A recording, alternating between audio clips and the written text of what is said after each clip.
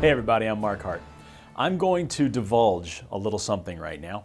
When I was a kid, and this will tell you how old I am, there was a movie that literally petrified me. It was called Poltergeist. Now, the minute I say this, I know there's going to be a reaction among certain core members. You're revealing your age right now. But for those of us that are old enough to remember Poltergeist, it was, that movie for me. I don't know if you remember the scene where the little boy's on his bed, and it's lightning outside, and he's looking at the creepy tree, and there's the clown, over on his shelf. And then when the lightning goes again, he looks over, and the clown is gone. And I'll tell you, this movie freaked me out. I think I spent the better portion of elementary school with one eye open.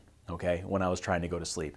That was just what it did. And I had this intense fear, not of storms, because I lived in Arizona and we don't have rain, but of clowns, and specifically creepy looking clowns. And we all have different fears. For some it's spiders, for some it's snakes, for some it's public speaking. I have an intense fear of people who wear fanny packs. It's always different.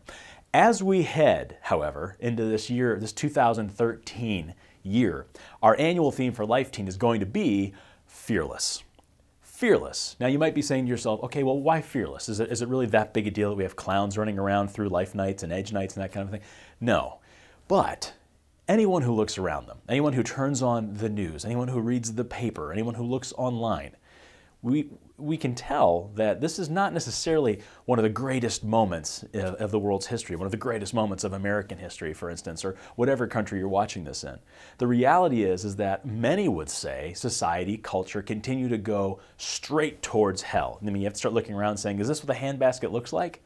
And with so much negativity, with so much concern, and a lot of it's valid concern, but with politics and economies and morality and mandates and things like that, people are looking around going, could it get any worse? And we are called, my brothers and my sisters, during this year of faith, this ongoing year of faith, we are called as sons and daughters of God to be children of the light, to be children of the promise, to be children of purpose, to be able to look around at all the darkness and to be able to proclaim hope in Jesus Christ, to be able to look around at all the darkness and to trust in the fact that God will make all things new, that God will go before us and fight the fight, as it says in Exodus, that God will lift us up. And as bad as things get, we remember that this is not what we're living for. We're living for heaven. We're living for eternity. And we are called right now, in the midst of all this uncertainty, all this anxiety, all these fears and struggles, again, many of them valid, we are called as brothers and sisters, especially since we're called to lead our young people at this point in history, to be people of light, to be people of hope, to be a church that proclaims God's truth no matter what the shifting sands of our culture say about it. And my brothers and my sisters, this is exciting.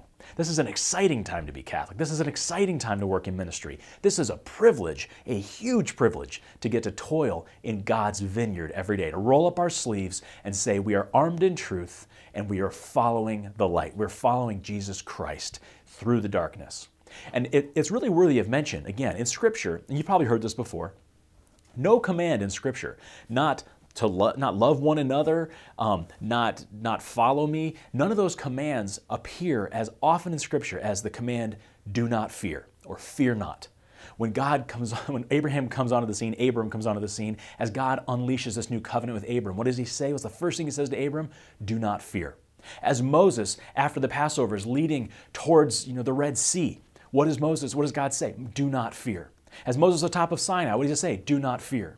You get into Isaiah, one of the first things in Isaiah's ministry, do not fear. And God continues to say this over and over and over again. What's the first thing the angel Gabriel is going to say to Mary after he greets Mary? Do not fear. What's the angel going to tell Joseph? Do not fear. Again and again and again in Scripture, Christ comes onto the water and they're horrified. He's walking on water that night. Do not fear. Do not be afraid.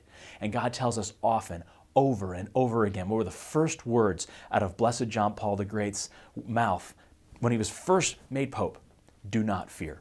My brothers and my sisters, we have nothing to fear if God is on our side. We have nothing to fear when we're walking in the light. And our young people have nothing to fear because we're a people of hope.